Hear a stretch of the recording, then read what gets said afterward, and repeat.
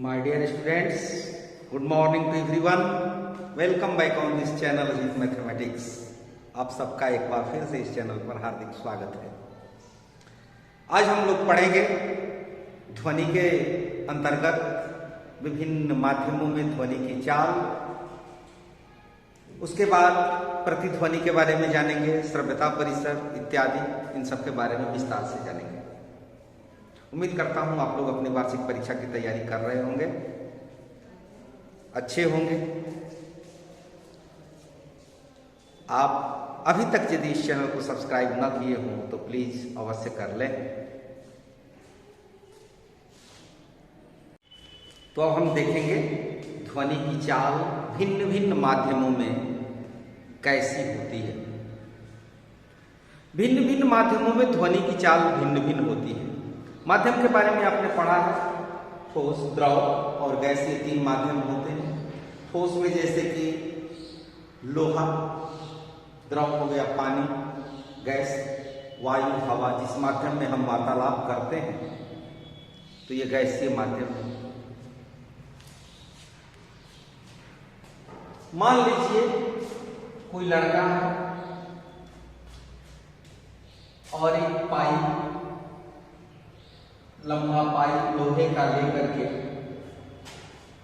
और यहां पर कोई लड़का है, उसका कोई साथी दूसरा लड़का यहां पर है। एक लड़का यहां पर कान लगा करके सुन रहा है और दूसरा यहां हथौड़े से प्रहार कर रहा है। यहां पर चोट पहुंचाता है, प्रहार करता है। अब यहां पर जो लड़का कान लगा करके सुनता है उसको ध्वनि सुनाई देगी, दो बार ध्वनि सुनाई देगी उसको। एक तो ध्वनि इस पाइप के माध्यम से आएगी और दूसरी ध्वनि यहां से वायु के माध्यम से आएगी। तो जो ध्वनि पाइप के माध्यम से आएगी वो पहले सुनाई देगी और जो ध्वनि वायु के माध्यम से आएगी वो बाद में सुनाई देगी। तो लोहा ठोस है, तो ठोस में ध्वनि की चाल सर्वाधिक होती है, सबसे अधिक होती है। उसकी अपेक्षा द्रव में थोड़ी कम होती है, ये मध्यम होती है, और गैस में कम होती है। इन तीनों का यदि हम कंपैरिजन करें तो ठोस में ध्वनि की चाल सबसे अधिक, द्रव में उससे कम और गैस में इन तीनों की अपेक्षा सबसे कम होती है। इसका कारण क्या है? ठोस में जो अणु होते हैं वो बिल्कुल सटे सटे होते हैं, तो जो विक्षोभ होता है वो तुरंत ट्रांसफर हो जाता है। और गैस में जो अणु होते हैं, जो कण होते हैं, वो थोड़े दूर दूर होते हैं, तो विक्षोभ के ट्रांसफर होने में समय लगता है। इसलिए ठोस में सबसे अधिक चाल होती है और गैस में उसकी अपेक्षा कम होती है। द्रव ठोस की अपेक्षा कम, क्योंकि द्रव में जो अणु होते हैं वो ठोस की अपेक्षा दूर दूर होते हैं, लेकिन गैस की अपेक्षा नजदीक होते हैं। इसलिए गैस में और ठोस में, इन दोनों के बीचों बीच में द्रव में होती है चाल। इसके बाद अब देखेंगे ताप का प्रभाव। ध्वनि की चाल पर टेम्परेचर क्या इफेक्ट डालता है, इसके बारे में। ताप बढ़ने से ध्वनि की चाल बढ़ जाती है और ताप घटने से ध्वनि की चाल घट जाती है। सामान्यतः 0 डिग्री सेल्सियस टेम्परेचर पर ध्वनि की चाल वायु में 332 मीटर प्रति सेकंड मानी जाती है, जबकि 25 डिग्री सेल्सियस पर 346 मीटर प्रति सेकंड। तो यहां पर जो रेशियो है, इसके अनुसार यदि 1 डिग्री टेम्परेचर का डिफरेंस हुआ 1 डिग्री सेल्सियस टेम्परेचर के डिफरेंस पर 0.61 मीटर प्रति सेकेंड। 1 डिग्री सेल्सियस टेम्परेचर पर 0.61 यानी 0.61 मीटर प्रति सेकेंड का अंतर हो जाता है। ये तापमान बढ़ेगा तो बढ़ेगा और घटेगा तो घटेगा। इसके अलावा विभिन्न माध्यमों में ध्वनि की चाल ये दी गई है। आपके एनसीईआरटी बुक में एक सारिणी बनाया हुआ है, उस सारिणी को आप याद रखेंगे क्योंकि उसमें से प्रश्न परीक्षा में अवश्य पूछे जाते हैं। 1 नंबर के प्रश्न हो सकते हैं, बड़े ही महत्वपूर्ण प्रश्न पूछे जाते हैं उस सारिणी से। और यदि ताप के स्थान पर हम दाब को देखें, प्रेशर, तो प्रेशर से ध्वनि की चाल में कोई अंतर नहीं पड़ता है। दाब का कोई प्रभाव ध्वनि की चाल में नहीं पड़ता है। इसके बाद अब हम देखेंगे ध्वनि बूम के बारे में। इसको अंग्रेजी में सोनिक बूम कहा जाता है। तो जब कोई ध्वनि अधिक चाल से चलता है, जब कोई वस्तु या जब कोई पिंड ध्वनि की चाल से अधिक चाल से गति करता है तो उसे पराध्वनिक चाल से चलता हुआ माना जाता है। पराध्वनिक चाल में क्या होता है? प्रघाती तरंगें उत्पन्न होती हैं, जैसे जेट विमान, वायुयान, गोलियां चलती हैं, ये सब पराध्वनिक चाल से चलते हैं। पराध्वनिक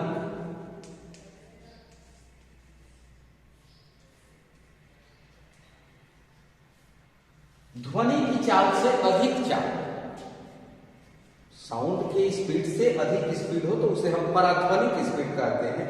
इसे जेट विमान चलते हैं।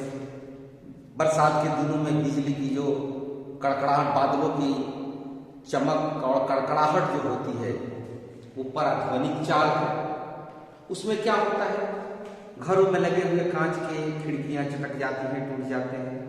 शहरों में रहने वाले लोगों को अनुभव होगा, अगर नजदीक में एयरपोर्ट हो, हवाई अड्डा हो और वहां नजदीक से जब कोई वायुयान तेजी से गति करता है तो कड़कड़ाहट की आवाज जो होती है वायुयान से, उसके कारण घरों में लगे हुए कांच के शीशे टूट जाते हैं, चटक जाते हैं। आपने देखा होगा दीपावली के अवसर पर या कभी वैसे उत्सव के अवसर पर जब पटाखे फोड़े जाते हैं तो उनसे भी ध्वनि बूम जैसी आवाज होती है। और यह एक तरह का कोलाहल है जो कि कर्णप्रिय नहीं होता है। इसमें होता है कि जब कोई पिंड या कोई वस्तु पराध्वनिक चाल से गति करता है तो हवा में प्रघाती तरंगे उत्पन्न करता है और ये तरंगे बहुत कंपन करती हैं और बड़े ही वेग से प्रहार करती हैं, जिसके कारण ऐसी दुर्घटनाएं हो जाती हैं।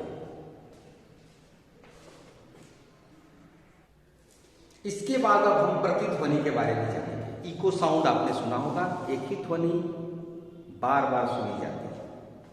तो इसका डेफिनेशन है, किसी विस्तृत एवं कठोर अवरोध से ध्वनि के परावर्तित होकर पुनः सुने जाने की घटना को ध्वनि की प्रतिध्वनि कहा जाता है।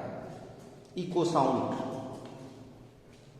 किसी कठोर अवरोध से, किसी सतह से ध्वनि टकरा करके और दोबारा सुनाई देती है। जैसे आप किसी पहाड़ी के नीचे जाकर के खड़े हो जाएं और जोर से बोले, कुछ देर के बाद आपकी आवाज पुनः सुनाई देगी। ध्वनि की अपेक्षा प्रतिध्वनि की आवाज थोड़ी धीमी होती है। आप पानी से भरे हुए किसी कुएं में नीचे सिर करके, मुंह करके जोर से बोले, चिल्लाएं तो आपकी आवाज पुनः सुनाई देती है। किसी ऊंचे मकान के नीचे आप बोले, वह पुनः सुनाई देती है। शाम के समय में आप गांव से बाहर चले जाएं,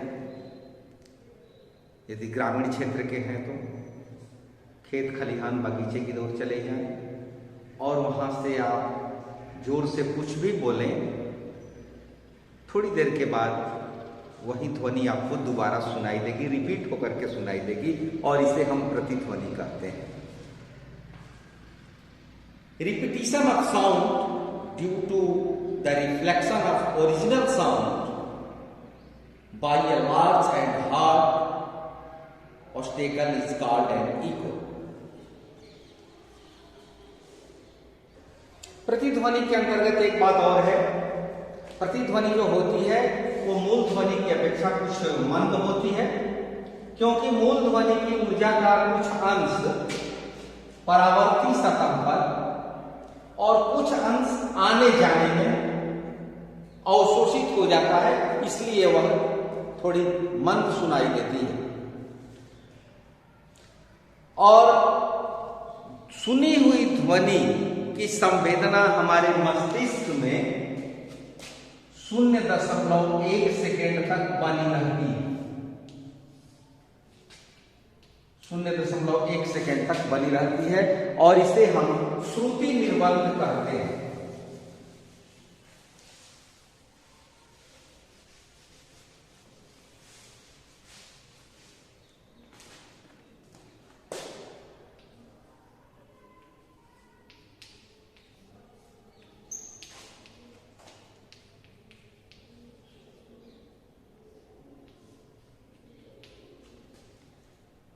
ये 0.1 सेकेंड या इसको 1/10 सेकेंड भी हम कह सकते हैं। तो स्पष्ट प्रतिध्वनि सुनने के लिए कम से कम इतना समय अंतराल का होना अनिवार्य है। 1/10 सेकेंड का अंतर होना चाहिए। दो ध्वनियों के बीच में 1/10 सेकेंड का अंतर होना चाहिए। अब मान लीजिए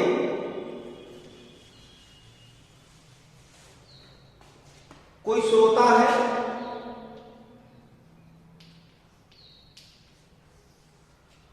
और यहां पर कोई अवरोधक है, कोई परावर्तक सतह है, कठोर सतह है, यहां से ये बोलता है,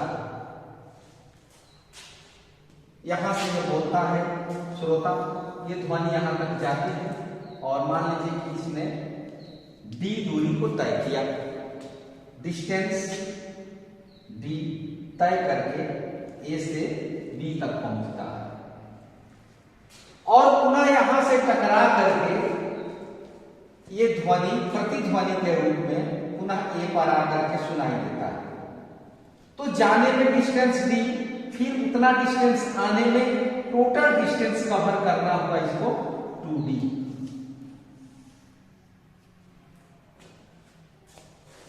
और सामान्यतः ध्वनि का वेग 344 मीटर प्रति सेकंड माना जाता है। अभी आपने देखा है बाहरी टेम्परेचर पर, तो 344 मीटर प्रति सेकंड का वेग हो और श्रुति निर्बंध ये आप देख रहे हैं टाइम 0.1 सेकेंड। यहां पर इसको हम यदि कैलकुलेट करें 2d, ये डिस्टेंस हुआ जाने में और फिर वापस आने में, तो डबल डिस्टेंस हो गया 2d। वेलोसिटी 344 टाइम 1/10, तो 344 गुणा 0.1, ये 2d हुआ। और यदि यहां हम d लिखें तो ये 2 से भाग देंगे, ये 2 आ जाएगा नीचे। अब इसका हम कैलकुलेशन करते हैं, तो ये d का वैल्यू होता है 17.2,